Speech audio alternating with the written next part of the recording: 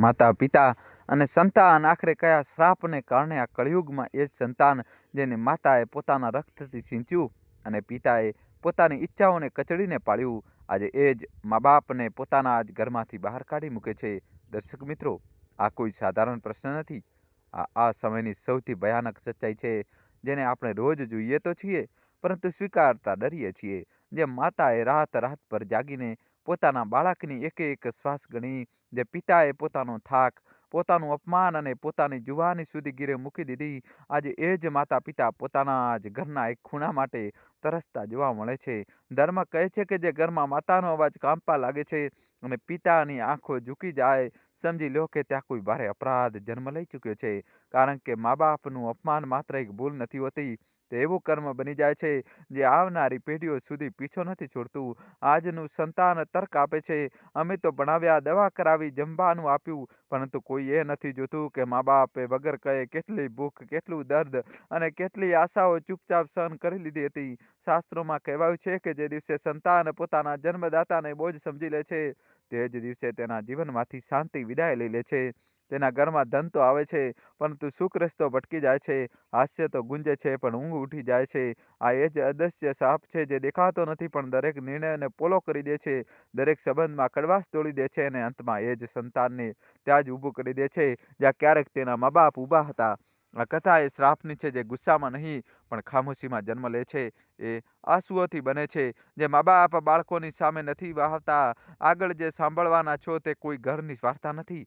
આ એ દરેક દરવાજાની સચ્ચાઈ છે જ્યાં મા બાપે છેલ્લી વાર પાછળ ફરીને જોયું હતું અને સંતાને દરવાજો બંધ કરી દીધો હતો. દર્શક મિત્રો, એક નાના શહેરના બહારના વિસ્તારમાં એક ખૂબ જ સાધારણ વસ્તી હતી, જ્યાં દરેક દિવસની શરૂઆત સંઘર્ષથી થતી અને રાત થાકતી ચાદર ચોડીને સૂઈ જતો. આ જ વસ્તીમાં એક નાનું કાચું પાકું મકાન હતું, જેમાં માધવ અને તેની પત્ની સુમિત્રા રહેતા હતા. માધવની ઉંમર હવે ઢળવા લાગી હતી. ચહેરા પરની કરચલીઓ અને હાથના ચીરા તેની મહેનતની જુબાની આપતા હતા. માધવ શહેરની એક મોટી કાપડની દુકાનમાં સાફ સફાઈનું કામ કરતો હતો. સવાર થતાં જ તે સાવરણી અને પોતા લઈને દુકાને પહોંચી જતો. દિવસ પર ધૂળ સાફ કરતો, શેઠની ગાળો સાંભળતો અને સાંજે થાક્યો પાક્યો ઘરે પાછો ફરતો. બીજી તરફ સુમિત્રાનું જીવન પણ કંઈક ઓછું કઠિન નહોતું. તે સવારે 4 વાગે ઉઠી જતી અને ઘરનું કામ પતાવીને બીજાના ઘરોમાં વાસણ માંજવા અને ઝાડુ પોતા કરવા નીકળી જતી. કડકડતી ઠંડી હોય કે તે તપતી બપોર, સુમિત્રાએ ક્યારેય પોતાના કામમાંથી રજા લીધી નહોતી. તેના હાથ ઠંડા પાણી અને સાબુથી ફાટી ગયા હતા. આંગળીઓમાં તિરાડ પડી ગઈ હતી, પરંતુ તેના કપાળ પર ક્યારેય કરચલીઓ આવી નહોતી. બંને પતિ પત્નીની જિંદગીનો બસ એક જ મકસદ હતો, તેમનો દીકરો, જેનું નામ તેમણે મોટા પ્રેમથી આલોક રાખ્યું હતું. આલોક તેમનો એકમાત્ર દીકરો હતો. માધવ અને સુમિત્રાએ કસમ ખાધી હતી કે જે ગરીબી અને અભાવમાં તેમણે પોતાની જિંદગી ગુજારી છે, તેમનો દીકરો આલોક એવી જિંદગી નહીં જીવે. તેઓ તેને ભણાવી ગણાવીને એક મોટો માણસ બનાવવા માંગતા હતા. માધવ અવારનવાર સુમિત્રાને કહેતો, સુમિત્રા, જોજે, એક દિવસ આપણો આલોક બાબુ સાહેબ બનશે, ત્યારે તારા બીજા જૂઠા વાસણ નહીં માંજવા પડે અને મારે પણ દુકાનમાં ઝાડુ નહીં મારવું પડે. આપણે પણ માથું ઊંચું કરીને ચાલીશું. સુમિત્રા સાંભળીને હસી પડતી અને પોતાની ફાટેલી સાડીના છેડેથી ચહેરો લૂછતી કહેતી, બસ ભગવાન તેની બુદ્ધિ સાબુત રાખે. આપણે તો જેમ તેમ કાઢી લેશું, પણ તેની જિંદગી સુધરી જાય. આલોક નાનપણથી જ ભણવામાં ઠીક હતો, પરંતુ તેને મોંઘી વસ્તુઓનો શોખ હતો. તે અવારનવાર શાળાએથી આવીને જીદ કરતો કે તેને નવા રમકડાં જોઈએ અથવા નવા કપડાં જોઈએ. માધવના ખિસ્સામાં ભલે પૈસા ન હોય, પરંતુ તે ઉધાર માંગીને કે પોતાના એક ટંગની રોટલી ઓછી કરીને આલોકની દરેક જીદ પૂરી કરતો. દોસ્તો, જલ્દીથી વિડીયો લાઈક કરી ચેનલ સબસ્ક્રાઈબ કરી દો. એક વારની વાત છે, આલોકે શાળામાં જોયું કે તેના મિત્રો પાસે સારા સ્કૂલ બેગ અને પાણીની બોટલો છે.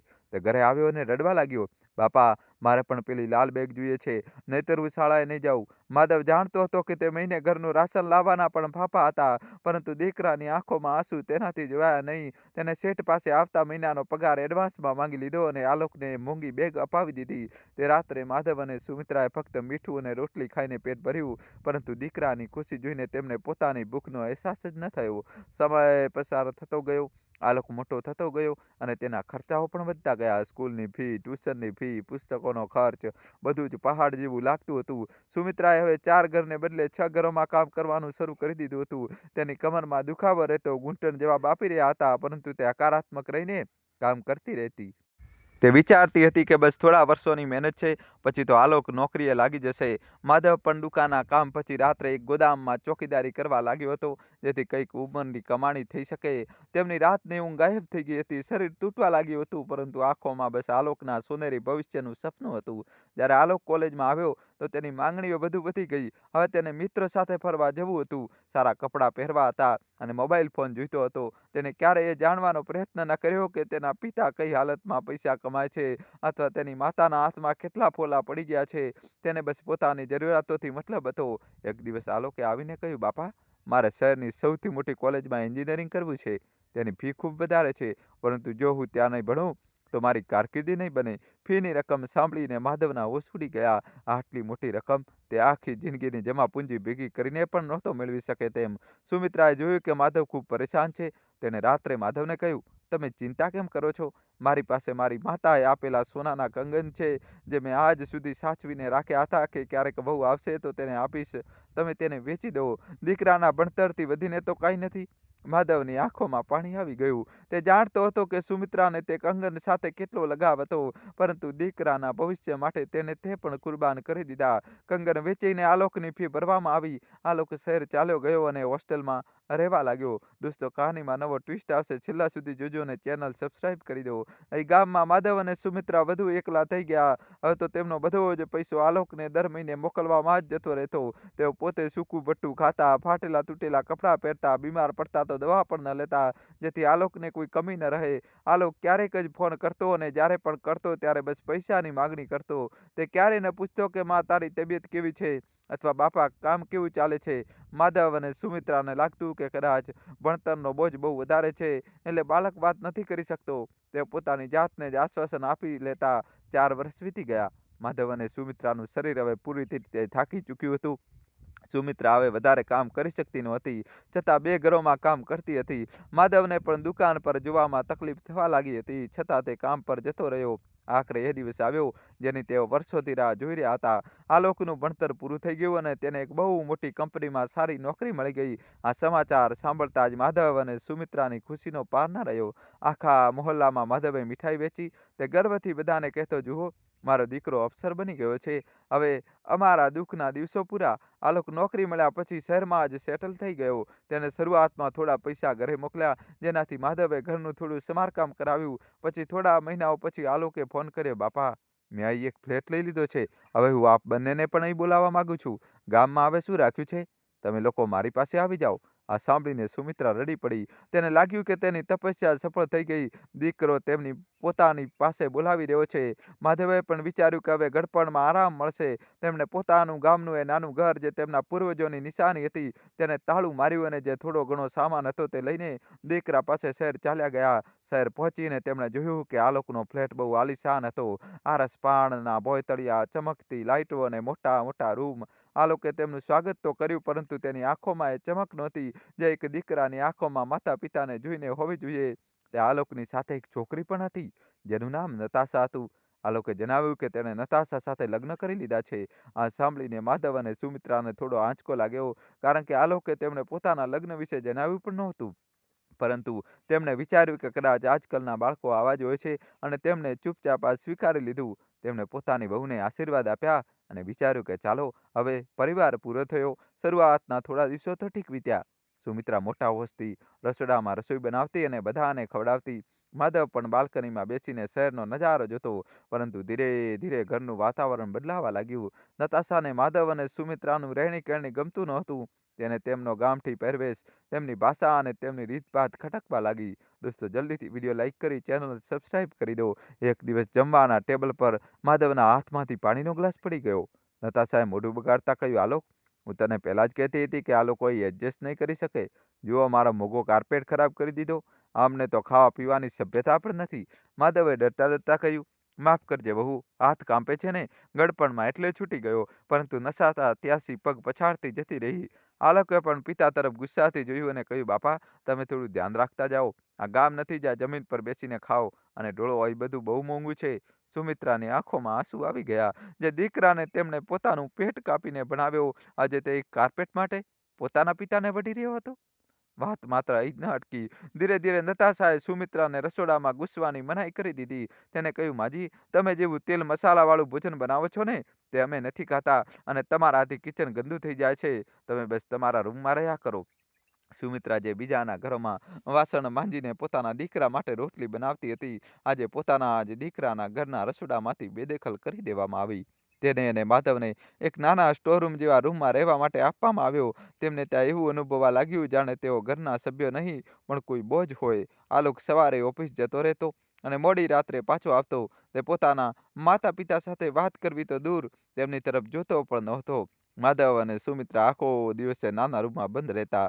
જો તેઓ બહાર હોલમાં આવીને બેસતા તો નતાશા ટીવીનો અવાજ મોટો કરી દેતી અથવા પોતાના મિત્રોને બોલાવી લેતી, જેની સામે તે તેના સાસુ સસરાનો પરિચય પણ ન કરાવતી. ઘણીવાર તો જ્યારે મહેમાનો આવતા ત્યારે નતાશા તેમને કહેતી, તમે લોકો રૂમની બહાર ન નીકળતા, મારા ફ્રેન્ડ્સ આવી રહ્યા છે, તેમને ઓલ્ડ ફેશન લોકો પસંદ નથી.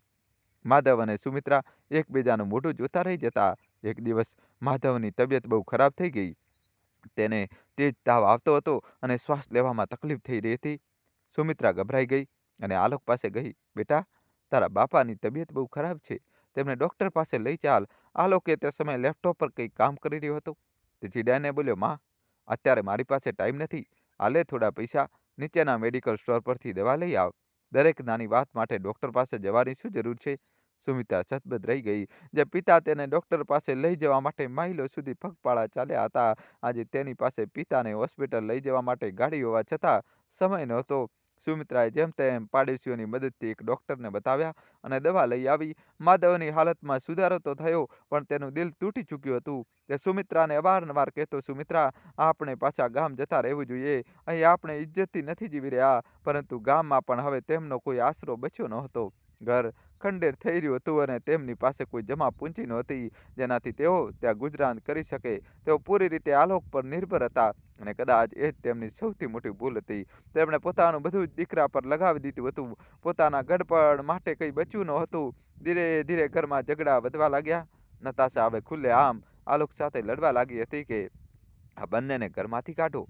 આલોક, મને મારી પ્રાઇવસી જોઈએ છે. હું આ ઘરડાઓની સેવા કરવા નથી આવી. આખું ઘર દવાઓની દુર્ગંધથી ગંધાતું રહે છે. મારા મિત્રો ઘરે આવતા કચકાય છે. કાં તો આ ઘરમાં રહેશે અથવા હું. નતાશાની આ જીદ રોજનો તમાશો બની ગઈ હતી.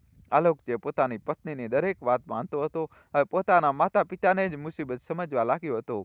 એક સાંજ જ્યારે માધવ અને સુમિત્રા પોતાના રૂમમાં બેઠા જૂના દિવસોને યાદ કરી રહ્યા હતા, ત્યારે જ આલોક રૂમમાં આવ્યો. તેનો ચહેરો ઉતરેલો હતો અને નજરો ઝૂકેલી હતી. તેને કંઈક એવું કહ્યું જેનાથી માધવ અને સુમિત્રાના પગ નીચેની જમીન સરકી ગઈ. આલોક રૂમની ચોખટ પર ઊભો હતો. તેની નજરો જમીન પર ચોંટેલી હતી અને હાથમાં કારની ચાવી હતી, જેને તે વારંવાર ફેરવી રહ્યો હતો. રૂમમાં એક ભારે શાંતિ હતી, જેને માત્ર દિવાલ ઘડિયાળની ટીક ટીક તોડી રહી હતી. માધવ અને સુમિત્રાએ પોતાના દીકરાના ચહેરા પર આવો ભાવ પહેલા ક્યારેય જોયો નહોતો. એક અજીબ લાચારી અને કઠોરતાનું મિશ્રણ હતું તેના ચહેરા પર. સુમિત્રાનું દિલ જોર જોરથી ધડકવા લાગ્યું. માનું દિલ હતું. અશુભના સંકેત તેને પહેલાથી જ મળી ચૂક્યા હતા. માધવે હિંમત ભેગી કરીને પૂછ્યું, શું થયું બેટા? તું આટલો પરેશાન કેમ લાગે છે? ઓફિસમાં કોઈ તકલીફ થઈ છે શું? કે નતાશા વહુ સાથે કોઈ ઝઘડો થયો છે? આલોકે એક ઊંડો શ્વાસ લીધો અને નજર મેળવ્યા વગર બોલ્યો, બાપા, માં, મારે આપ બંને સાથે એક બહુ જરૂરી નિર્ણય વહેંચવો છે. જુઓ, હું જાણું છું કે આપ લોકોએ મારા માટે ઘણું બધું કર્યું છે. હું એ ઉપકારને ક્યારે ભૂલી શકું તેમ નથી. પરંતુ તે અટક્યો, જાણે શબ્દો તેના ગળે અટકી રહ્યા હોય. પરંતુ શું બેટા? સુમિત્રાએ ગભરાઈને પૂછ્યું. તું જે પણ કહેવા માંગે છે એ સાફ સાફ કહે. અમે તારા માતા પિતા છીએ, અમારાથી કેવો સંકોચ? આલોકે કઠોર થઈને કહ્યું. પરંતુ હવે સંજોગો બદલાઈ ગયા છે. નતાશા આ ઘરમાં આપ લોકોની સાથે ખુશ નથી.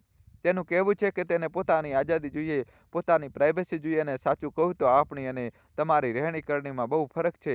રોજ રોજના ઝઘડાઓથી હું પણ કંટાળી ગયો છું. મારું કામ પ્રભાવિત થઈ રહ્યું છે. મારી વૈવાહિક જિંદગી ખરાબ થઈ રહી છે. માધવ અને સુમિત્રા સજ્જડ થઈ ગયા.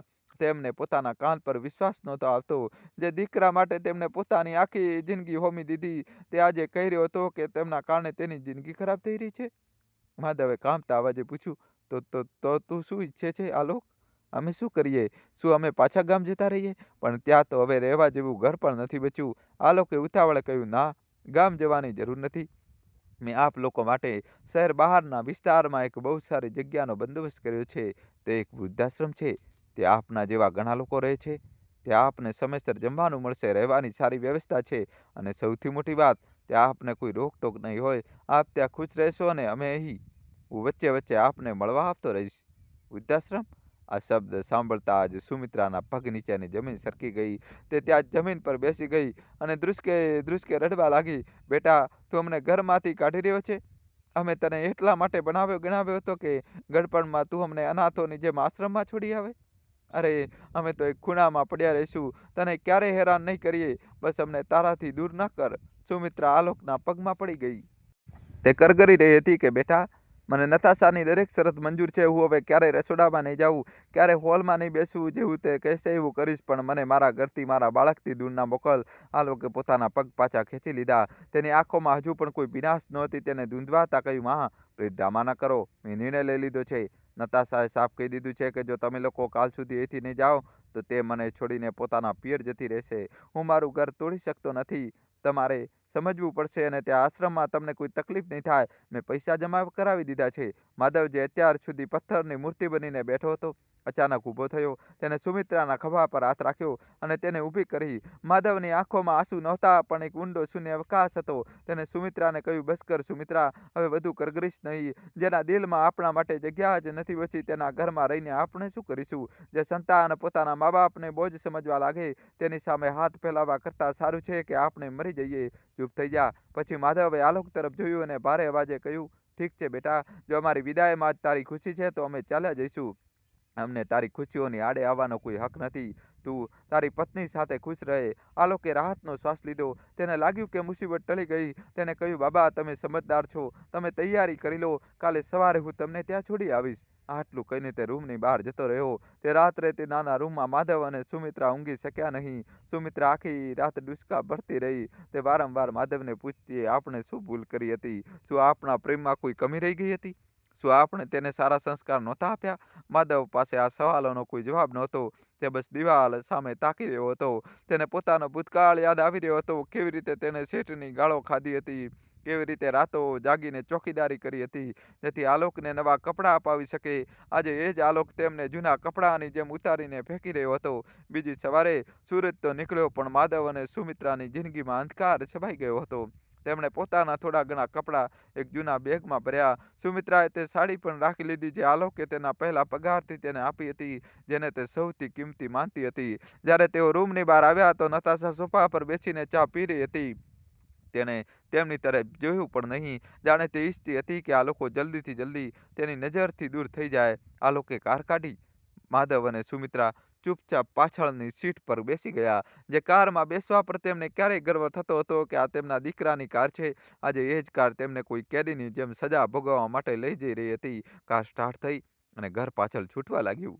સુમિત્રાએ પાછળ ફરીને તે આલિશાન ફ્લેટને જોયો. તે ઘર જેને તેને પોતાનું સમજ્યું હતું, જ્યાં તેને પોતાના પૌત્ર પૌત્રીઓને રમાડવાના સપના જોયા હતા, આજે તે સપનું હંમેશા માટે તૂટી ગયું હતું. દોસ્તો, જલ્દીથી વિડીયો લાઇક કરી ચેનલ સબસ્ક્રાઇબ કરી દો અને છેલ્લા સુધી જોજો. રસ્તામાં કારમાં સન્નાટો હતો. આલોકે રેડિયો ચલાવી દીધો જેથી માતા પિતાની ખામોશી તેને ખૂંચે નહીં. આશરે 2 કલાકની મુસાફરી પછી કાર શહેરથી બહુ દૂર એક નિર્જન વિસ્તારમાં રોકાઈ. સામે એક જૂની અને જર્જરિત ઇમારત હતી જેના પર લખ્યું હતું, શાંતિધામ વૃદ્ધાશ્રમ. ઇમારતનું પ્લાસ્ટર ઉખડી રહ્યું હતું અને ગેટ પર કાટ લાગેલો હતો. આ તે લક્ઝરી જગ્યા નહોતી જેનો વાયદો આલોકે કર્યો હતો. આ એક સસ્તો અને સાધારણ આશ્રમ હતો જ્યાં કદાચ એવા લોકો રહેતા હશે જેની દુનિયામાં કોઈ નહોતું. આલોક કારમાંથી ઉતર્યો અને તેણે માતા પિતાનો સામાન નીચે રાખ્યો. ગેટ પર એક કડક દેખાતો મેનેજર ઊભો હતો. આલોકે તેને કંઈક પૈસા આપ્યા અને કેટલાક કાગળો પર સાઇન કરી. પછી તે પોતાના માતા પિતા પાસે આવ્યો. બા, માં, આ તે જગ્યા છે. અહીંના મેનેજર સારા છે, તમારું ધ્યાન રાખશે. મારે હવે ઓફિસ માટે નીકળવું છે, મોડું થઈ રહ્યું છે. આલોકે એટલી બેરુખીથી કહ્યું જાણે તે કોઈ અજાણ્યા વ્યક્તિની સાથે વાત કરી રહ્યો હોય. સુમિત્રાએ એક છેલ્લો પ્રયત્ન કર્યો. તેને આલોકનો હાથ પકડી લીધો અને રડતા રડતા બોલી, બેટા, અમને અહીં છોડીને ના જા. અમે મરી જઈશું. આ જગ્યા બહુ ડરામણી લાગી રહી છે. અમને પાછા લઈ ચાલ. આલોકે પોતાનો હાથ છોડાવ્યો અને કહ્યું, માં, તમે ફરી શરૂ થઈ ગયા. હવે જે થઈ ગયું તે થઈ ગયું. તમે લોકો અંદર જાઓ. આટલું કહીને તે પલટ્યો અને એકવાર પણ પાછળ વળ્યા વગર કારમાં બેસીને ચાલ્યો ગયો. માધવ અને સુમિત્રા ધૂળની ડમરીમાં પોતાના સંતાનની કારને ઓજલ થતી જોતા રહ્યા. તે કાર નહોતી ગઈ, પણ તેમનો ગડપણનો સારો, તેમનું અભિમાન અને તેમની જીવવાની વજહ તેમનાથી દૂર જઈ રહી હતી. મેનેજરે કડક અવાજે કહ્યું, ચલો હવે અહીં ગેટ પર ભીડ ન કરો, અંદર આવો. અહીંના નિયમો બહુ સખત છે. માધવે પોતાના કાંપતા હાથે સામાન ઉઠાવ્યો અને સુમિત્રાનો હાથ પકડીને અંદર તરફ કદમ વધાર્યા. આશ્રમનો અંદરનો હિસ્સો વધુ ઉદાસ હતો. ત્યાં ઘણા વૃદ્ધો બેઠા હતા. કોઈની આંખોમાં આંસુ હતા તો કોઈ શૂન્યમાં તાકી રહ્યું હતું. કેટલાક લોકો બીમાર હાલતમાં ખાટલા પર પડ્યા હતા અને કોઈ તેમની સંભાળ લેનાર નહોતું. એક ગંધાતા હોલમાં ઘણા બધા પથારીઓ લાગેલી હતી. મેનેજર તેમને એક ખૂણામાં લઈ ગયો જ્યાં બે ખાલી પથારી હતી. આ તમારી પથારી છે. જમવાનું સવારે 10 વાગે અને સાંજે 6 વાગે મળે છે. ત્યારબાદ રસોડું બંધ થઈ જાય છે. તમારા વાસણ તમારે જાતે ધોવા પડશે અને તમારા કપડાં પણ. અહીં તમારી સેવા માટે કોઈ નોકર નથી રાખ્યા. મેનેજરે રૂખા અવાજે નિર્દેશ આપ્યો અને જતો રહ્યો. સુમિત્રા તે ગંદી પથારી પર બેસી ગઈ. ચાદર પર કેટલાય ડાઘ હતા અને ઓશિકું પણ જૂનું. તેને યાદ આવ્યું પોતાના ઘરની તે સાફ સુથરી પથારી જેને તે રોજ તડકો દેખાડતી હતી. હે ભગવાન, આ કેવો દિવસ દેખાડી દીધો તે ડૂસકા ભરવા લાગી. માધવે તેને આશ્વાસન આપ્યું, સુમિત્રા, હવે આ જ આપણું નસીબ છે. રડવાથી કંઈ નહીં થાય. આપણે જે છોડને પોતાના લોહીથી સિંચ્યો, આજે તેણે જ આપણને કાંટા આપી દીધા. કદાચ ભગવાન આપણી પરીક્ષા લઈ રહ્યો છે. સાંજ થઈ તો ઘંટ વાગ્યો. જમવાનો સમય હતો. બધા વૃદ્ધો એક લાઈનમાં લાગી ગયા. માધવ અને સુમિત્રા પણ તે લાઈનમાં લાગ્યા. તેમને એક એક સ્ટીલની થાળી આપવામાં આવી. જમવામાં પાતળી દાળ અને બળેલી રોટલીઓ હતી. તે સુમિત્રા જે પોતાના દીકરા માટે દેશી ઘીના પરાઠા બનાવતી હતી, આજે સૂકી અને બળેલી રોટલી જોઈને તેની ભૂખ મરી ગઈ. તેને એક કોળિયો તોડ્યો પણ તે ગળેથી નીચે ઉતરતો નહોતો. દરેક કોળિયા સાથે તેને આલોકનું બાળપણ યાદ આવી રહ્યું હતું, જ્યારે તે પોતાના હાથે તેને જમાડતી હતી. ખાઈ લે સુમિત્રા, જીવતા રહેવું હોય તો ખાવું પડશે. માધવે પરાણે તેને એક કોળિયો જમાડ્યો. બંને આંસુ પીને તે બેસ્વાદ ખાવાનું ખાધું. રાત થઈ તો આશ્રમમાં સન્નાટો છવાઈ ગયો. મચ્છરોનો ગણગડાટ અને વૃદ્ધોના ખાંસીના અવાજો આવી રહ્યા હતા. માધવને ઊંઘ નહોતી આવતી. તે પડખા ફેરવી રહ્યો હતો. તેના મગજમાં વારંવાર એ જ સવાલ ઘૂમી રહ્યો હતો કે આખરે કેમ? શું કમી રહી ગઈ હતી? શું વધારે લાડ પ્રેમે આલોકને બગાડી દીધો? કે આધુનિક શિક્ષણે તેને એટલો વ્યવહારિક બનાવી દીધો કે સંબંધોની અગત્યતા જ ખતમ થઈ ગઈ? બીજી તરફ શહેરમાં આલોકના ઘરમાં જશ્નનો માહોલ હતો. નતાશા બહુ ખુશ હતી. તેને પોતાના મિત્રોને પાર્ટી માટે બોલાવ્યા હતા. મોટેથી સંગીત વાગી રહ્યું હતું અને મોંઘી શરાબ પીરસાઈ રહી હતી. નતાશાએ આલોકના ગળે વળગીને કહ્યું, થેન્ક યુ ડાર્લિંગ. ફાઇનલી આપણને આપણી સ્પેસ મળી ગઈ. હવે આપણે જેમ ઈચ્છીએ તેમ રહી શકીએ છીએ. કોઈ ટોકવા વાળું નથી, કોઈ ખાંસવા વાળું નથી. ઘર કેટલું શાંત અને સાફ લાગી રહ્યું છે ને? આલોકે હસતા હસતા જામ ટકરાવ્યો. હા નતાશા, તું સાચું કહેતી હતી. આ નિર્ણય બહુ પહેલા લઈ જવો જોઈતો હતો.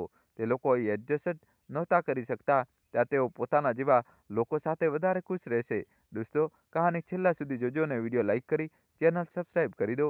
આલોક પોતાના મિત્રો સાથે હસી રહ્યો હતો, નાચી રહ્યો હતો. તેને એક પળ માટે પણ એ ખ્યાલ ના આવ્યો કે તેના વૃદ્ધ માતા પિતા આ સમયે ક્યાં હશે. તેમને જમ્યું હશે કે નહીં, તેમને ઊંઘ આવી હશે કે નહીં. તેને પોતાની પત્નીની ખુશી અને પોતાની જૂઠી શાન આગળ કંઈ દેખાતું નહોતું. એ આશ્રમમાં અડધી રાત્રે સુમિત્રાને તરસ લાગી. તે પાણી લેવા માટે ઊભી થઈ. પાણીનો માટલો દૂર હતો. અંધારામાં તેને બરાબર દેખાયું નહીં અને તેનો પગ લપસી ગયો. તે ધડામ દઈને જમીન પર પડી ગઈ. હાય રામ! તેના મોઢામાંથી ચીસ નીકળી ગઈ. અવાજ સાંભળીને માધવ ફટાફટ ઉઠ્યો. સુમિત્રા, શું થયું? તે દોડીને તેની પાસે ગયો. સુમિત્રા પીડાથી કણસતી હતી. તેના પગમાં મચકોડ આવી ગઈ હતી અને કદાચ હાડકામાં પણ ઈજા થઈ હતી. આશ્રમના બાકીના લોકો પણ જાગી ગયા. મેનેજર પણ ઊંઘ ભરેલી આંખોએ આવ્યો અને રાડ પાડી, શું તમાશો છે રાત્રે? ઊંઘવા કેમ નથી દેતા? માધવે હાથ જોડીને કહ્યું, સાહેબ, મારી પત્ની પડી ગઈ છે. તેને બહુ વાગ્યું છે. કૃપા કરીને કોઈ ડૉક્ટર બોલાવી દો અથવા કોઈ દવા આપી દો. મેનેજરે ગુસ્સામાં કહ્યું, રાતના 2 વાગે ક્યાંથી ડૉક્ટર લાવવું? મરી નથી ગયા હજુ જે આટલો શોર મચાવો છો? સવારે જોઈશું. અત્યારે ચૂપચાપ સુવડાવી દો આને. મેનેજર બબડતો પાછો જતો રહ્યો. માધવે ગમે તેમ કરીને સુમિત્રાને ઉઠાવીને પથારી પર સુવડાવી. સુમિત્રા પીડાથી તડપતી હતી પણ તેની જીભ પર બસ એક જ નામ હતું, આલોક બેટા. માધવે પોતાની ફાટેલી ધોતીનો એક ટુકડો ફાડ્યો અને સુમિત્રાના પગ પર બાંધી દીધો. તે આખી રાત સુમિત્રાના પગ દબાવતો રહ્યો અને તેની આંખોમાંથી આંસુ વહેતા રહ્યા. તે વિચારી રહ્યો હતો કે જો આજે તેઓ પોતાના ઘરમાં હોત તો કદાચ આ નોબત ના આવતી, અથવા જો આલોક હોત તો તેને હોસ્પિટલ લઈ જાત. પણ આ જો, અને કદાચ હવે બહુ દૂરની વાત થઈ ચૂકી હતી. આગળના કેટલાક દિવસો આશ્રમમાં તેમના માટે નરક સમાન વીત્યા. સુમિત્રાનો પગ સોજી ગયો હતો.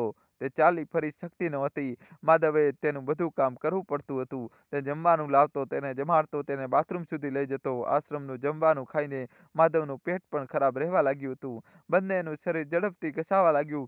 તેઓ રોજ ગેટ તરફ ટકટકી લગાવીને જોતા કે કદાચ આલોક આવશે. કદાચ તેને પોતાની ભૂલનો અહેસાસ થશે. કદાચ તે તેમને લેવા આવશે. દરેક ગાડીના અવાજ પર તેમની ઉમેદ જાગતી અને ફરી તૂટી જતી. એક અઠવાડિયું વીતી ગયું. ના આલોક આવ્યો, ના તેનો કોઈ ફોન આવ્યો. દોસ્તો, કહાની હજુ બાકી છે. કહાનીમાં મિત્રો જબરજસ્ત ટ્વિસ્ટ આવશે. છેલ્લા સુધી જોજો. વિડીયો લાઇક ન કર્યો હોય તો દોસ્તો જલ્દીથી વિડીયો લાઇક કરી દો. ચેનલને સબસ્ક્રાઇબ ન કરી હોય તો મિત્રો જલ્દીથી ચેનલને માધવે મેનેજરને વિનંતી કરીને ઓફિસના ફોનથી આલોકને કોલ કરવાની કોશિશ કરી. પહેલી વાર ઘંટ વાગ્યો પણ ફોન ન ઉપડ્યો. બીજી વાર ફોન ઉપડ્યો તો આલોકે કહ્યું, હેલો. માધવનું ગળું ભરાઈ આવ્યું. બેટા આલોક, હું બાબા બોલું છું. સામેથી આલોકના અવાજમાં અણગમો સંભળાયો. હા બાબા, કહો. હું અત્યારે મિટિંગમાં છું, જલ્દી બોલો. માધવે કહ્યું, બેટા તારી માની તબિયત બહુ ખરાબ છે. તે પડી ગઈ હતી. પગમાં બહુ ઈજા છે અને અહીંનું જમવાનું પણ અમને હજમ નથી થઈ રહ્યું. એકવાર અમને મળવા આવી જાત તો. આલોકે વાત કાપતા કહ્યું, બાબા, મેં મેનેજરને પૈસા આપ્યા છે. તે ઈલાજ કરાવી દેશે અને જમવાની આદત પાડી લો. દરેક જગ્યાએ ઘર જેવું જમવાનું નથી મળતું. અત્યારે બહુ બીજી છું. મારી પાસે આવવાનો સમય નથી. પ્લીઝ વારંવાર ફોન કરીને ડિસ્ટર્બ ના કરો. અને ફોન કટ થઈ ગયો. માધવ હાથમાં રિસીવર પકડીને સતવદ ઊભો રહી ગયો. ડિસ્ટર્બ ના કરો? આ શબ્દો તેના કાનમાં ગુંજી રહ્યા હતા. જે દીકરા માટે તેને રાતોનો ઊંઘ આરામ કરી, આજે તેની પાસે પિતાની વાત સાંભળવા માટે 2 મિનિટ નહોતી. માધવ ભારે પગલે પાછો પોતાની પથારી તરફ ફર્યો. સુમિત્રાએ તેને ખાલી હાથે આવતા જોયો તો સમજી ગઈ. તેને પૂછ્યું નહીં, બસ પોતાની આંખો બંધ કરી લીધી અને આંસુ તેના ગાલ પર સરકી ગયા. તે દિવસ પછી માધવ અને સુમિત્રાએ આશા રાખવાનું છોડી દીધું. તેમણે માની લીધું કે હવે આ જ તેમની દુનિયા છે અને આ જ તેમનો અંત. પણ નિયતિને હજુ તેમને વધુ દુઃખ આપવાનું બાકી હતું. એક દિવસ આશ્રમમાં એક સરકારી અધિકારી તપાસ માટે આવ્યો. તેને જોયું કે વૃદ્ધોની હાલત બહુ ખરાબ છે. જમવામાં કીડા છે અને સફાઈ નથી. તેને મેનેજરને બહુ ઠપકો આપ્યો અને આશ્રમની ફંડિંગ રોકવાની ધમકી આપી. મેનેજરે આનો ગુસ્સો વૃદ્ધો પર ઉતારવા લાગ્યો. તેણે જમવાની માત્રા હજુ ઓછી કરી દીધી. માધવ, જે પહેલાથી જ નબળો હતો, હવે વધારે બીમાર રહેવા લાગ્યો. તેને ભયાનક ખાંસી થઈ ગઈ હતી. તે રાતભર ખાંસતો રહેતો. તેની પાસે દવા ખરીદવાના પૈસા નહોતા. આશ્રમમાંથી જે ગોળી મળતી તે બેઅસર હતી. એક રાતે માધવની હાલત બહુ બગડી. તે શ્વાસ નહોતો લઈ શકતો. તેનું શરીર તાવથી તપી રહ્યું હતું. સુમિત્રા, જે પોતે લંગડાઈને ચાલતી હતી, ગભરાઈ ગઈ. તેને મદદ માટે બૂમો પાડી. આસપાસના વૃદ્ધો ભેગા થઈ ગયા. કોઈએ પાણી પીવડાવ્યું, કોઈએ હવા નાખી, પણ માધવની હાલત સુધરી નહોતી રહી. તેને હોસ્પિટલની સખત જરૂર હતી. સુમિત્રાએ મેનેજરના રૂમનો દરવાજો ખખડાવ્યો. સાહેબ, મારા પતિને હોસ્પિટલ લઈ ચાલો, નહીં તો તે મરી જશે. હું તમારા હાથ જોડું છું. મેનેજરે દરવાજો ન ખોલ્યો. અંદરથી અવાજ આવ્યો, સવારે જોઈશું. એમ્બ્યુલન્સ બોલાવવાના પૈસા કોણ આપશે? સુમિત્રા પાછી માધવ પાસે આવી.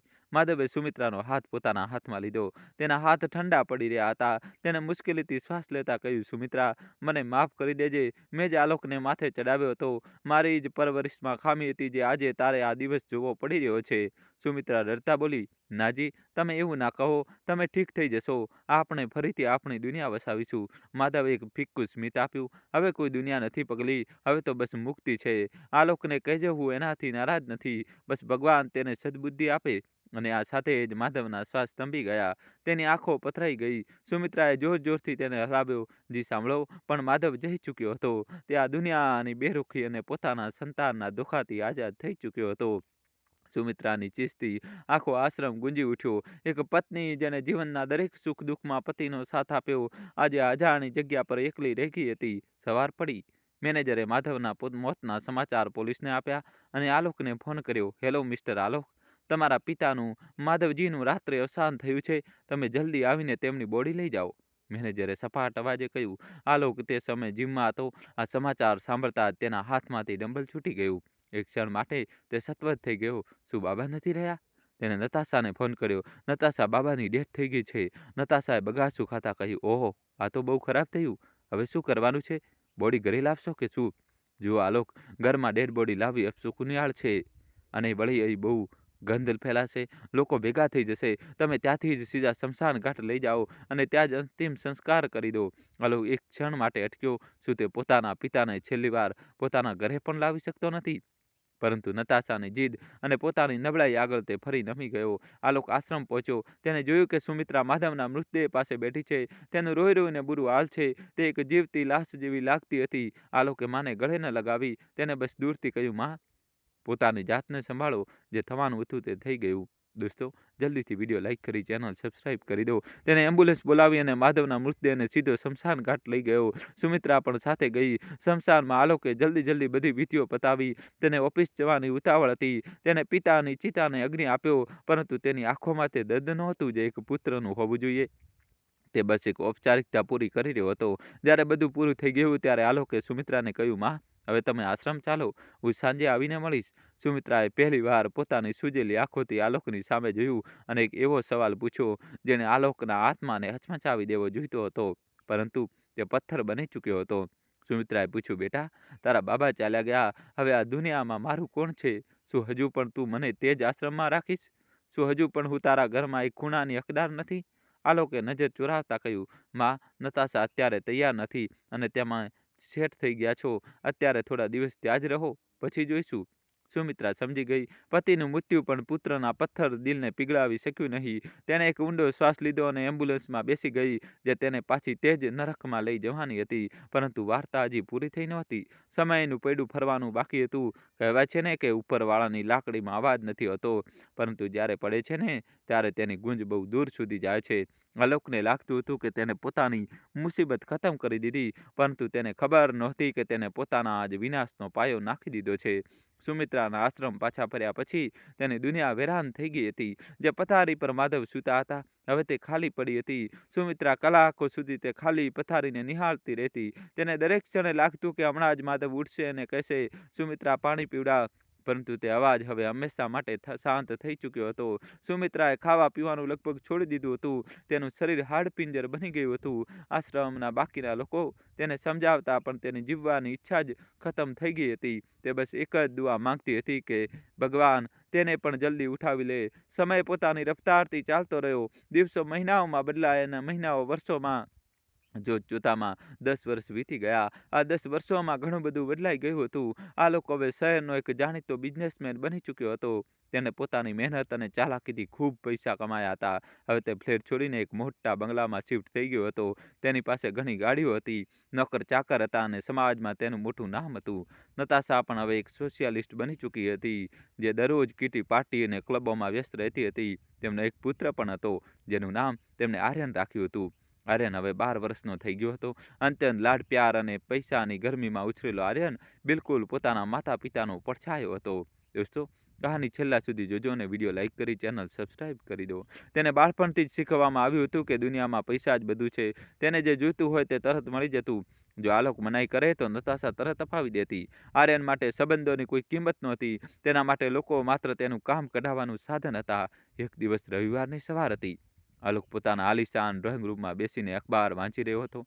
ત્યાં જ આર્યન ત્યાં આવ્યો. તેના હાથમાં એક મોંઘું ટેબ્લેટ હતું. તે સોફા પર પગ ફેલાવીને બેસી ગયો અને ગેમ રમવા લાગ્યો. તેને શૂઝ પહેરેલા હતા અને ગંદા શૂઝ સોફાના કિંમતી કવરને ખરાબ કરી રહ્યા હતા. આલોકે આ જોયું તો તેને થોડો ગુસ્સો આવ્યો. તેને કહ્યું, "આર્યન, બેટા, સોફા પર શૂઝ રાખીને ના બેસ. આ ગંદુ થઈ રહ્યું છે અને સવારમાં ગેમ રમવાનું બંધ કર. થોડું ભણી પણ લે." આર્યને નજર હટાવ્યા વગર બેદરકારીથી કહ્યું, "ડેડ, પ્લીઝ લેક્ચર ના આપો. નોકર સાફ કરી દેશે. તમે તમારું પેપર વાંચો ને." આલોક સતબદ્ધ રહી ગયો. 12 વર્ષના બાળકના આ જવાબે તેને યાદ અપાવ્યું કે કેવી રીતે બાળપણમાં જો તે ક્યારેય માધવની સામે ઊંચા અવાજે વાત પણ કરતો તો તેને પોતાની ભૂલનો અહેસાસ થઈ જતો હતો. પરંતુ અહીં તો આર્યનને કોઈ ફરક જ પડ્યો નહીં. ત્યારે જ નતાશા ત્યાં આવી. આલોકે નતાશાને ફરિયાદ કરી, "જુઓ નતાશા, આર્યન કેટલો બદતમીઝ થઈ ગયો છે. સોફા ગંદા કરી રહ્યો છે અને મને જવાબ આપી રહ્યો છે. તું તેને કંઈ કહેતી કેમ નથી?" નતાશાએ ઉલટું આલોકને જ વઢી નાખ્યું. "ઓહ, કમ ઓન આલોક, બાળક છે, રમવા દો. તમે હંમેશા ઘરમાં તણાવ કેમ ફેલાવો છો? તમારી પાસે આના માટે ટાઈમ તો હોતો નથી. હવે જ્યારે ઘરે છો તો ઓછામાં ઓછું તેને વઢશો નહીં. અને હા, સોફો ગંદો થયો તો શું થયું? નવો આવી જશે. તમે આટલા પૈસા કમાવો છો શેના માટે?" આલોક ચૂપ થઈ ગયો. તેને સમજાયું નહીં કે તે શું કરે. તેને અનુભવ થવા લાગ્યો કે આ ઘરમાં તેની હેસિયત ફક્ત એક એટીએમ મશીન જેવી છે. જ્યાં સુધી તે પૈસા લાવી રહ્યો છે ત્યાં સુધી બધું બરાબર છે. જે દિવસે તેને કંઈક બોલવાની કોશિશ કરી, તેને ચૂપ કરી દેવામાં આવે છે. બીજી તરફ આશ્રમમાં સુમિત્રાની હાલત દિવસે ને દિવસે બગડતી જતી હતી. તેની આંખોની રોશની હવે બહુ ઓછી થઈ ગઈ હતી. તેને ઝાંખું જ જોઈ શકતી હતી. તેના હાથ પગ હવે ધ્રુજતા હતા. તે પોતાનું કામ જાતે કરવામાં અસમર્થ હતી.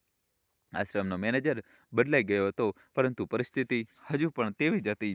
સુમિત્રા અવારનવાર ગેટ પાસે બેસી રહેતી, આ આશામાં કે કદાચ કોઈ તહેવાર પર આલોક તેને મળવા આવે. તે વિચારતી હવે તે મારો પૌત્ર પણ મોટો થઈ ગયો હશે, શું તેઓ મને એકવાર પણ તેને મળવા નહીં લાવે? દરેક દિવાળી, દરેક હોળી આવતી અને જતી રહેતી, પરંતુ આલેખ ક્યારેય ના આવ્યો. હા, તે દર મહિને આશ્રમના ખાતામાં થોડા પૈસા જરૂર નાખી દેતો હતો, જેથી તેને કોઈ તકલીફ ના પડે અને તેની જવાબદારી પૂરી થઈ જાય. તેના માટે માં હવે માત્ર એક બેંક ટ્રાન્ઝેક્શન બનીને રહી ગઈ હતી. એક દિવસ આર્યને જીદ પકડી કે તેના મિત્રો સાથે વિદેશ ફરવા જવું છે. સ્કૂલના વેકેશનમાં ટ્રીપ જઈ રહી હતી અને તેનો ખર્ચ 5 લાખ રૂપિયા હતો. આલોકને લાગ્યું કે આ બહુ વધારે છે અને હજુ આર્યન એકલા વિદેશ જવા માટે બહુ નાનો છે. આલોકે આર્યનને સમજાવ્યો, બેટા, અત્યારે તું નાનો છે અને 5 લાખ રૂપિયા એક ટ્રીપ માટે બહુ વધારે છે. જ્યારે તું મોટો થઈશ ત્યારે જજે. અત્યારે આપણે ક્યાંક નજીકમાં ફરવા જઈએ. આર્યનનો ચહેરો લાલ થઈ ગયો. તેને પોતાનું ટેબ્લેટ જમીન પર પટકી દીધું. ટેબ્લેટ તૂટીને વિખરાઈ ગયું. તે ચિલ્લાયો, you are the worst dad. મારા બધા મિત્રો જઈ રહ્યા છે. તેમના ડેડે કોઈને ના ન પાડી નથી. તમે જ કંજૂસ છો. તમારી પાસે મારા માટે પૈસા નથી, પરંતુ બિઝનેસ પાર્ટી માટે લાખો ઉડાવો છો. મને તમારાથી નફરત છે. આ કહીને આર્યન પોતાના રૂમમાં ભાગી ગયો અને દરવાજો જોરથી બંધ કરી દીધો. આલોક હક્કો બક્કો રહી ગયો. ટેબ્લેટના તૂટેલા ટુકડા ફ્લોર પર વિખરાયેલા હતા, બિલકુલ તેવી જ રીતે જે રીતે આલોકનું દિલ વિખરાઈ ગયું હતું. તેને કંજૂસ કહેવામાં આવ્યું હતું. જેણે આર્યનની દરેક નાની મોટી જીદ પૂરી કરી હતી. નતાશાએ ફરી આલોકને જ દોષી ઠેરવ્યો. શું જરૂર હતી બાળકને રડાવવાની? 5 લાખની જ તો વાત હતી. આપી દેત. હવે જુઓ, તેને ખાધું નથી. જાઓ, તેને મનાવો અને પૈસા આપો. આલોક ભારે મનથી આર્યનના રૂમમાં ગયો. તેને દરવાજો ખખડાવ્યો, પણ આર્યન ન ખોલ્યો. આલોકે બહારથી જ કહ્યું, ઠીક છે બેટા, તું ટ્રીપ પર જજે, હું પૈસા આપી દઈશ. હવે દરવાજો ખોલ. દરવાજો તરત ખુલ્યો. આર્યનના ચહેરા પર હવે કોઈ ગુસ્સો નહોતો, બલકે એક વિજયી સ્મિત હતું. તેણે આલોકને ગળે પણ ન લગાડ્યો, બસ કહ્યું, થેન્ક્સ ડેડ, હવે જલ્દીથી પેમેન્ટ કરી દો. મારે બુકિંગ કન્ફર્મ કરવું છે. અને તે ફરીથી પોતાના ફોનમાં લાગી ગયો. દોસ્તો, કહાની છેલ્લા સુધી જોજો. હવે નવો ટ્વિસ્ટ આવશે. વિડીયો લાઇક કરી ચેનલ સબસ્ક્રાઇબ કરી દો. આલોક પોતાના રૂમમાં પાછો આવ્યો અને પથારી પર બેસી ગયો. તેને અચાનક પોતાના પિતા માધવની યાદ આવી ગઈ. તેને યાદ આવ્યું કે તે દિવસે જ્યારે તેને બાળપણમાં લાલ બેગ માટે જીદ કરી હતી. માધવ પાસે પૈસા નહોતા, છતાં તેમણે પોતાનો પગાર એડવાન્સ લીધો હતો અને તેને બેગ અપાવી હતી. તે દિવસે માધવની આંખોમાં પુત્રની ખુશી જોઈને કેટલો સુકૂન હતો. પરંતુ આજે આલોકે પોતાના પુત્રની જીદ પૂરી કરી હતી, પરંતુ તેને સુકૂન નહીં પણ એક અજીબ બેચેની થઈ રહી હતી. તેને લાગતું હતું કે તે પોતાના પુત્રને પ્રેમ નહીં પણ લાંચ આપી રહ્યો છે. તે રાત્રે આલોકને ઊંઘ ના આવી. તે બાલ્કનીમાં ઊભો રહીને શહેરની રોશની જોઈ રહ્યો હતો. તેને પહેલીવાર અહેસાસ થયો કે તેણે જીવનમાં શું ગુમાવ્યું છે અને શું મેળવ્યું છે. તેને પોતાના માતા પિતાને ગુમાવી દીધા, પોતાનું સુકૂન ગુમાવી દીધું અને મેળવ્યું શું? એક એવો પુત્ર જે તેની ઇજ્જત નથી કરતો અને એક એવી પત્ની જેને તેની લાગણીઓની કોઈ કદર નથી. ત્યારે જ તેનો ફોન વાગ્યો. રાત્રે 11 વાગી ગયા હતા. સ્ક્રીન પર આશ્રમનો નંબર ફ્લેશ થઈ રહ્યો હતો. આલોકનું દિલ ધક દઈને રહી ગયું. આટલી રાત્રે આશ્રમમાંથી ફોન? ક્યાંક માને કહી. તેને ડરતા ડરતા ફોન ઉપાડ્યો. હેલો. સામેથી નવા મેનેજરનો અવાજ આવ્યો. હેલો મિસ્ટર આલોક, હું શાંતિધામ આશ્રમથી બોલી રહ્યો છું. મને તમને જણાવતા ખેદ થાય છે કે તમારા માતાજી સુમિત્રા દેવીની હાલત બહુ નાજુક છે. તેમને લકવા પેરેલિસિસનો અટેક આવ્યો છે. તેમનું એક તરફનું શરીર કામ નથી કરી રહ્યું અને તેઓ કોમા જેવી સ્થિતિમાં છે.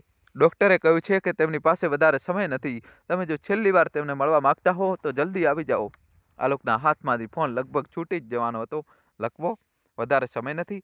આ શબ્દો તેના મગજમાં હથોડાની જેમ વાગી રહ્યા હતા. તેને તરત નતાશાને જગાડી. નતાશા, માની તબિયત બહુ ખરાબ છે. કદાચ તેઓ નહીં બચે. મારે અત્યારે જ જવું પડશે. નતાશાએ ઊંઘમાં જ બબડતા કહ્યું.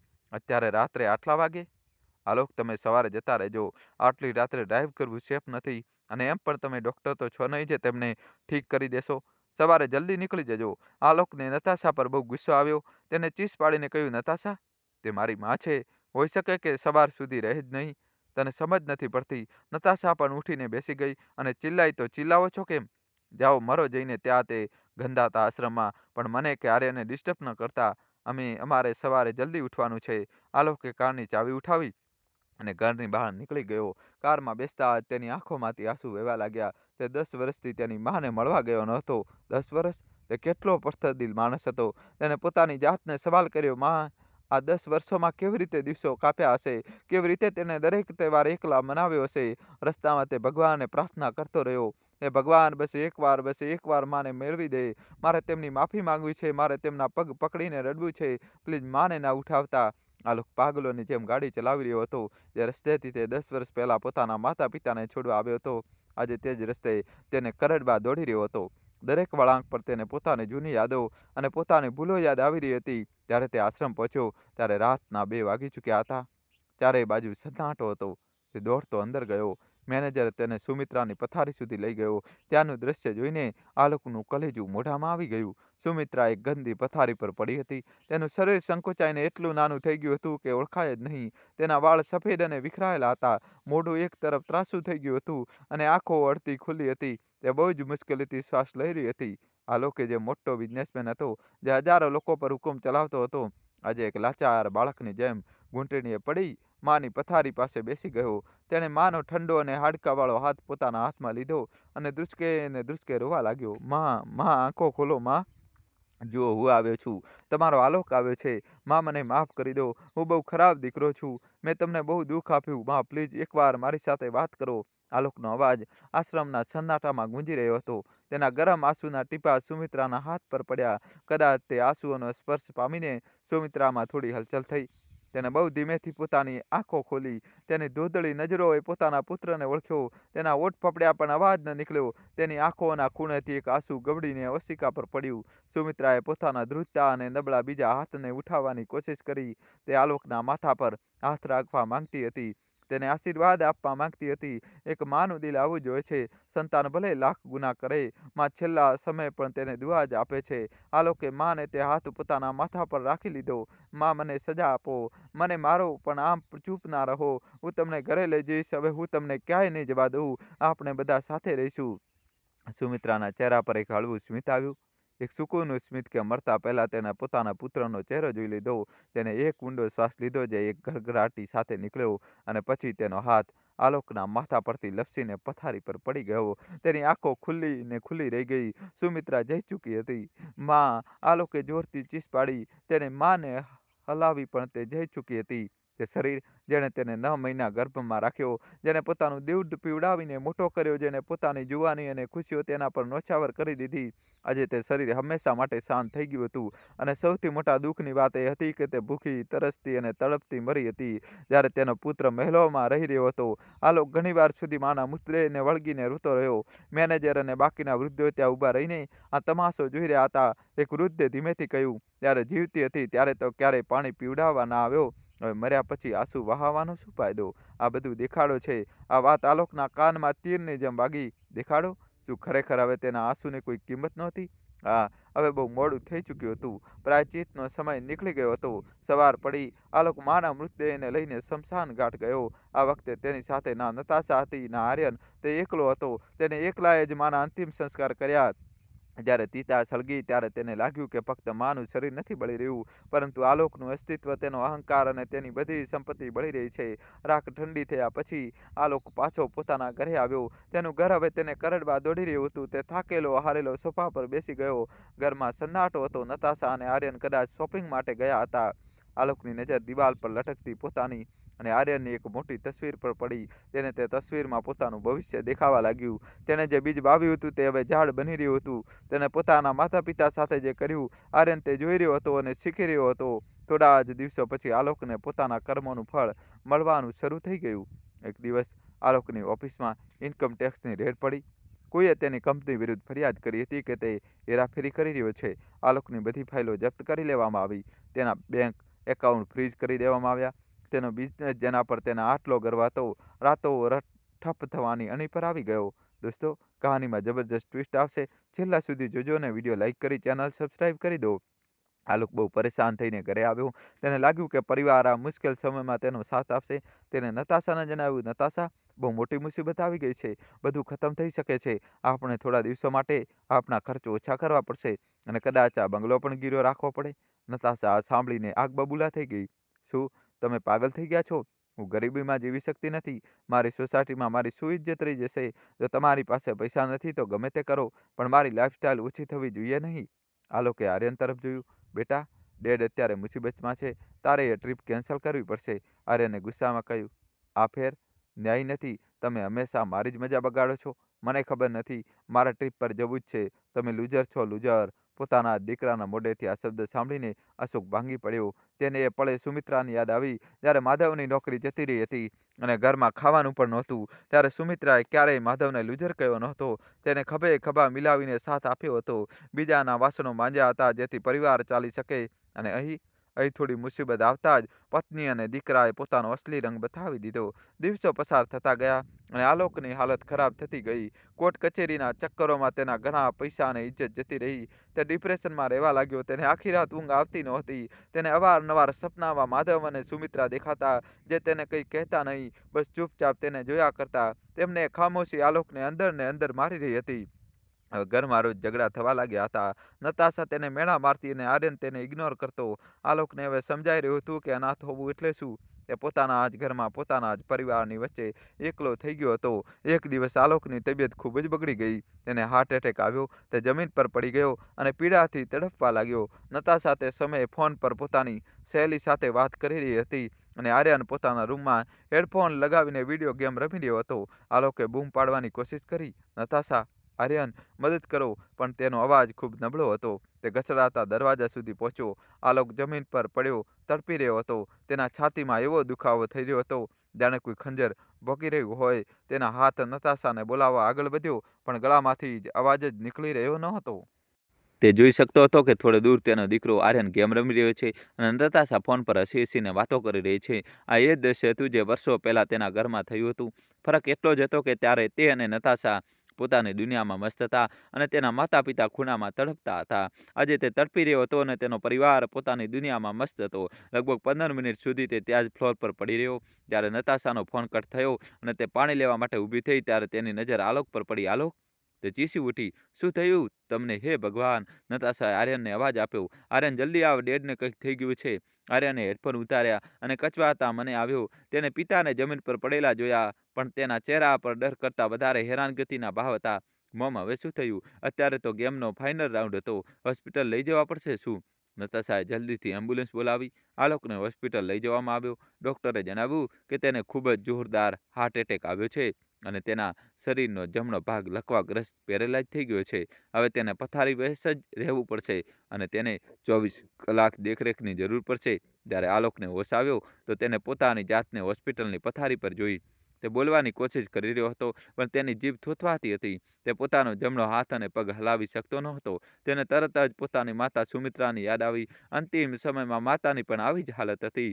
તે પણ આવી જ રીતે લાચાર પડી હતી અને આલોકે તેને જોવા માટેનો પણ સમય કાઢ્યો નહોતો. આજે નિયતિએ તેને એ જ પથારી પર લાવી દીધો હતો.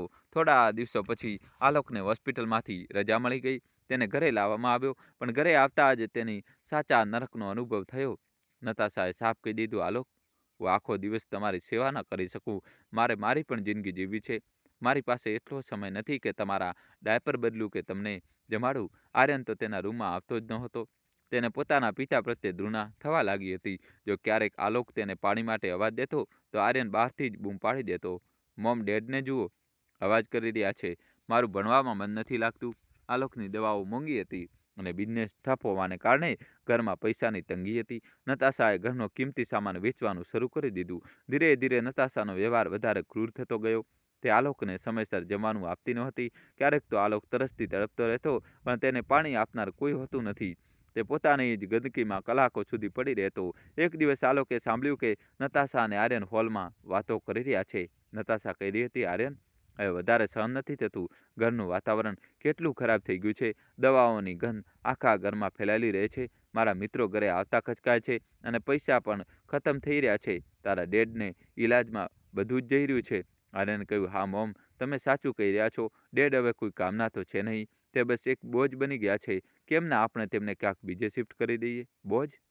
આ શબ્દ આલોકના કાનમાં પીગળેલા શીશાની જેમ ઉતર્યો. આ શબ્દ તેને પોતાના માતા પિતા માટે વાપર્યો હતો.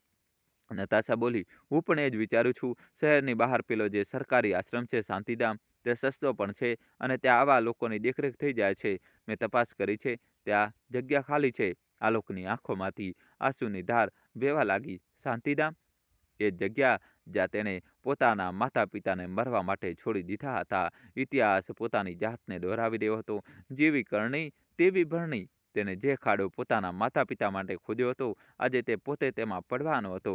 બીજા દિવસે સવારે નતાશા અને આર્યન આલોકના રૂમમાં આવ્યા. નતાશાએ કોઈ પણ વાહ વગર કહ્યું, આલોક, અમે નિર્ણય કર્યો છે કે તમને આશ્રમમાં ભરતી કરી દઈએ. ત્યાં તમારી દેખરેખ સારી રીતે થશે. અહીં અમે તમને સંભાળી શકતા નથી અને આર્યનનું ભણતર પણ ડિસ્ટર્બ થઈ રહ્યું છે. આલોક કંઈ બોલી શક્યો નહીં. તે બસ પોતાની પથરાયેલી આંખોથી પોતાની પત્ની અને દીકરાને જોતો રહ્યો. તે ના કહેવા માંગતો હતો, તે કરગરવા માંગતો હતો, જેમ તેની મા તેની સામે કરગરી હતી, પણ આજે તેની પાસે ના અવાજ હતો, ના તાકાત. આર્યને ટેક્સી બોલાવી. આલોકને વ્હીલચેર પર ઘસડીને બહાર લાવવામાં આવ્યો. પાડોશીઓ જોઈ રહ્યા હતા, પણ કોઈએ કંઈ કહ્યું નહીં. આલોકને ટેક્સીમાં બેસાડવામાં આવ્યો. નતાશા સાથે ના ગઈ. તેને કહ્યું કે તેને માથું દુખે છે. ફક્ત આર્યન તેને મૂકવા ગયો. રસ્તામાં આલોક બારીની બહાર જોતો રહ્યો. દરેક ઝાડ, દરેક ઇમારત તેને ચીડવી રહી હતી. તેને લાગી રહ્યું હતું કે પ્રકૃતિ તેને કહી રહી છે, જો આલોક, તારો અહંકાર ચૂરચૂર થઈ ગયો. ટેક્સી શાંતિધામના લોખંડના કાટ લાગેલા ગેટ પર રોકાઈ. એ જ જૂનો ગેટ, એ જ ઉદાસ ઇમારત, કંઈ જ બદલાયું ન હતું. આર્યને ટેક્સીવાળાની મદદથી આલોકને અંદર લઈ જઈને મેનેજરના હવાલે કર્યો. આ મેનેજર નવો હતો, પણ તેનો વ્યવહાર પણ રૂખો જ હતો. આર્યને કાગળની કાર્યવાહી પૂરી કરી. તેણે આલોક તરફ જોયું અને કહ્યું, ડેડ, તમે અહીં ઠીક રહેશો, હું ક્યારેક મળવા આવી જઈશ. અને તે ઝડપથી બહાર નીકળી ગયો, જાણે કોઈ કેદમાંથી આઝાદ થયો હોય. આલોકે આર્યનને જતા જોયો. તેને યાદ આવ્યું કે કેવી રીતે તે પણ તેની માને આવી રીતે છોડીને ભાગી ગયો હતો. આજે તેનો દીકરો પણ તેને છોડીને ભાગી ગયો. મેનેજરે આલોકને અંદર લઈ ગયો. સંયોગ જુઓ કે ભગવાનનો ન્યાય. આલોકને એ જ ખૂણો અને એ જ પથારી મળી, જેના પર તેની માતાએ પોતાના અંતિમ શ્વાસ લીધા હતા. દોસ્તો, જલ્દીથી વિડીયો લાઈક કરીને ચેનલ સબસ્ક્રાઈબ કરી દો. આલોકે પથારી પર સુવડાવી દેવામાં આવ્યો. ગંદુ ગાદલું, જેના પર કેટલાય લોકોના મરવાની ગંધ હતી. આલોકે પોતાની ગરદન ફેરવીને દિવાલ તરફ જોઈ. ત્યાં દિવાલ પર એક ઝાંખું નામ કોતરાયેલું હતું. કદાચ કોઈએ પથ્થરથી લખ્યું હતું. તેને ધ્યાનથી જોયું. ત્યાં લખ્યું હતું, આલોકની માં. આ જોઈને આલોકનું દિલ ફાટી ગયું. તેની માએ મરતા પહેલા તેનું નામ દિવાલ પર લખ્યું હતું. તે કેટલો પ્રેમ કરતી હતી તેને, અને તેની સાથે શું કર્યું?